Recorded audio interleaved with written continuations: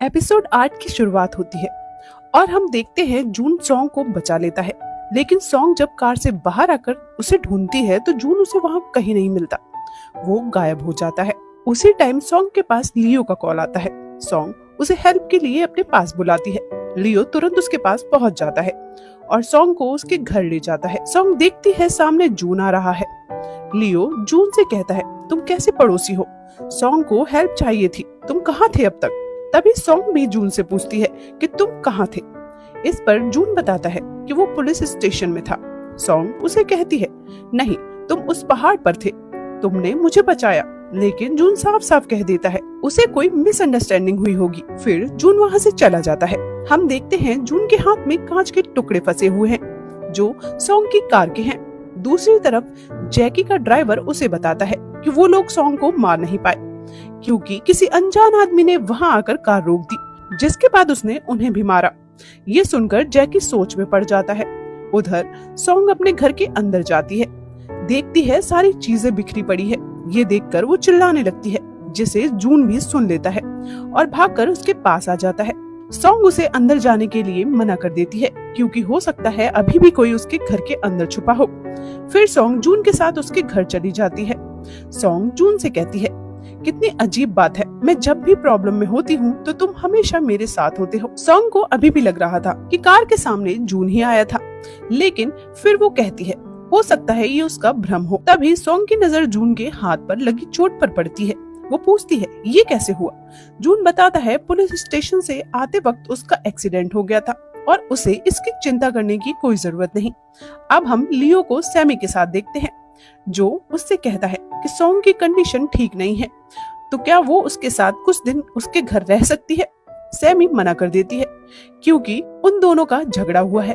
फिर सैमी लियो को बताती है बचपन में वो लियो से मिलने आ रही थी, तब उसने सॉन्ग का एक्सीडेंट होते हुए देखा था और उस आदमी को भी देखा जिसने सॉन्ग की जान बचाई थी। वो आगे लियो को बताती है कि वो आदमी अभी भी सॉन्ग के साथ ही है। जिस दिन सॉन्ग को ये पता चल गया कि वो कौन है, वो उसे तुरंत अपना लेगी। अब लियो सैमी से उसका नाम पूछने लगता है। सीन जून के घर पर शिफ्ट होता है। सॉन्ग जून के कपड़े पहनकर बाहर आती है। कुछ बातें करने के बाद जून सॉन्ग को सोने के लिए कह देता है। सॉन्ग कहती है, मुझे नींद नहीं आ रही, क्या तुम मुझे कोई बुक दे सकते हो? उसे पढ़ते हुए मुझे नींद आ जाएगी। अब दोनों लाइब्रेरी में बुक लेने जाते हैं। जून उसे कुछ बुक्स निकाल कर दे देता है, जिसमें से एक बुक को देखकर सॉन्ग कहती है, ये क्या एलियंस की लैंग्वेज है? जिस पर जून कहता है, क्या पागल हो गई हो, ये चाइनीज लैंग्वेज है जो तुम्हें कॉलेज में भी पढ़ाई जाती है। सॉन्ग कहती है, मुझे फिर भी ये बुक नहीं पढ़नी। इसके बाद वो एक बुक सेलेक्ट कर लेती है। जून सॉन्ग से बेडरूम में सोने के लिए कह देता है क्योंकि उसकी तबीयत ठीक नहीं है। सॉन्ग बेड पर लेटकर उस बुक की स्टोरी पढ़ रही थी। दूसरी तरफ जून उसकी स्टोरी सुन रहा था। इसके बाद सॉन्ग सो जाती है। जून उसके ऊपर ब्लैंकेट डालकर बाहर चला जाता है। अगले दिन सॉन्ग जब सोकर उठी तो घर में जून नहीं होता। वो देखती है बाहर स्नोफॉल हो रही है, इसलिए वो जून के कबर्ड से छाता ढूंढने लगती है और उसे अपने ग्रे सैंडल्स मिल जाते हैं जिसे जून ने छुपा कर रखे थे। तभी जून भी वहां आ जाता है। सॉन्ग उससे अपने सैंडल्स दिखाते हुए कहती है, क्यों, तुम तो कह रहे थे कि तुमने मेरे सैंडल्स नहीं लिए, फिर ये यहाँ कैसे आए? जून कुछ नहीं बोलता। सॉन्ग कहती है, अगर तुम्हें लड़कियों की चीजें चुराना पसंद है तो तुम मुझे बता सकते हो, मैं खुद तुम्हें सब कुछ दे दूंगी। इतना कहकर सॉन्ग वहाँ से चली जाती है। सीन सॉन्ग के डैड पर शिफ्ट होता है, जो रोड पर चलते हुए एक बाइक से टकराकर गिर जाते हैं। तभी उनका बेटा यानी सॉन्ग का भाई उन्हें देख लेता है और उनकी हेल्प करने के लिए आ जाता है, पर वो उन्हें पहचान नहीं पाता। अब हमें एक फ्लैशबैक दिखाया जाता है। जब सॉन्ग के पापा घर छोड़कर जा रहे थे तो उसका भाई बहुत छोटा था और उनके साथ जाने की जिद कर रहा था। ये याद करके उसके डैड रोने लगते हैं। उधर घर पर आज सॉन्ग सफाई कर रही होती है क्योंकि जून के हाथ में चोट लगी है। सफाई करते हुए सॉन्ग से कुछ न कुछ टूटता जा रहा था, जो बहुत ही एंटीक और महंगा सामान था। जून ने अभी तक उसको संभाल कर रखा था। अब और कुछ ना टूटे, इसलिए जून सॉन्ग को पकड़कर सफाई बंद करने के लिए कह देता है। सॉन्ग मान जाती है। उसके बाद हम ऑफिसर और डिटेक्टिव को देखते हैं, जो उस आदमी का रिकॉर्ड चेक कर रहे थे जिसने सॉन्ग पर हमला किया था, और उन्हें ये भी पता चलता है कि वो सुसाइड नोट यूना ने नहीं लिखा था। जिस पर डिटेक्टिव कहता है, वो तो हमेशा से ही ये कह रहा था कि यूना ने सुसाइड नहीं किया और अब वो मर्डर करने वाले को पकड़ कर ही रहेगा। उधर जैकी टेडी वाले कैमरे की फुटेज देखता है जिसमें जून वो कैमरा टेडी से निकाल रहा था। उसने अपने आदमियों को सॉन्ग के घर पेन ड्राइव भी ढूंढने के लिए भेजा था, लेकिन वो उन्हें कहीं नहीं मिली। अब हमें दिखाया जाता है वो पेन ड्राइव जून के पास है। उसने वो पहले से ही सॉन्ग के लैपटॉप से निकाल ली थी। दूसरी तरफ लियो सेमी से मिलने जाता है।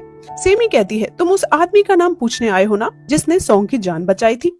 लियो कहता है, हाँ, मैं उसे जानना चाहता हूँ, लेकिन अभी मैं तुमसे बात करने आया हूँ। मैंने तुम्हारा इंटरव्यू देखा जिसमें तुम कह रही थी तुम बचपन से ही किसी से प्यार करती हो, लेकिन अब तक तुमने उसे बताया नहीं।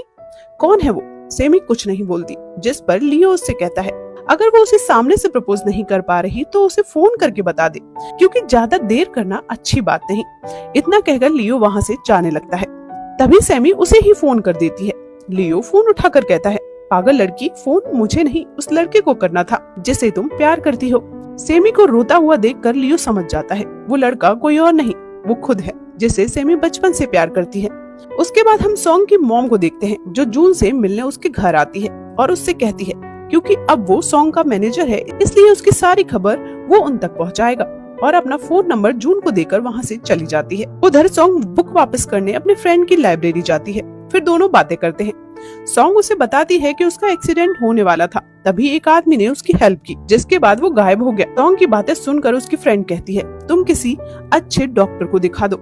इसके बाद सॉन्ग एक साइकेट्रिस्ट के पास जाती है, उन्हें भी सारी बातें बताती है। डॉक्टर कहते हैं सॉन्ग को ज्यादा स्ट्रेस लेने की वजह से हेलोजिनेशंस हो रहे हैं, उसे हर जगह एक ही इंसान दिखाई दे रहा है। डॉक्टर कहते हैं अगर उसे ठीक होना है तो उस इंसान के बारे में सोचना बंद करना होगा और किसी भी काम के लिए उस पर डिपेंड नहीं रहना है। उसके बाद सॉन्ग और जून कार को देखने जाते हैं, जहां मैकेनिक बताता है कि किसी ने कार के ब्रेक फेल कर दिए थे और फिर कार किसी भारी पत्थर से टकराई थी। सॉन्ग कहती है ऐसा कुछ नहीं हुआ था। सॉन्ग फिर से जून के बारे में सोचने लगती है, फिर खुद को रोककर जून से बाय बोलकर वहां से जाने लगती है और उसे बताती है वो आज लियो और जैकी के साथ डिनर पर जाने वाली है। रात को सॉन्ग तैयार होकर डिनर पर जा रही होती है, तभी लिफ्ट के पास उसे जैकी मिलता है। जैकी सॉन्ग से कहता है लियो ने बताया उसका एक्सीडेंट हो गया था। सॉन्ग कहती है हाँ, आजकल कोई मेरी जान के पीछे पड़ा हुआ है, किसी ने टेडी में भी कैमरा लगाकर मुझे भेजा था और मुझ पर नजर रखे हुए था। जिस पर जैकी पूछता है टेडी से कैमरा जिसने हटाया वो लड़का कौन था? सॉन्ग पूछती है तुम्हें कैसे पता कि टेडी से कैमरा किसी लड़के ने हटाया है?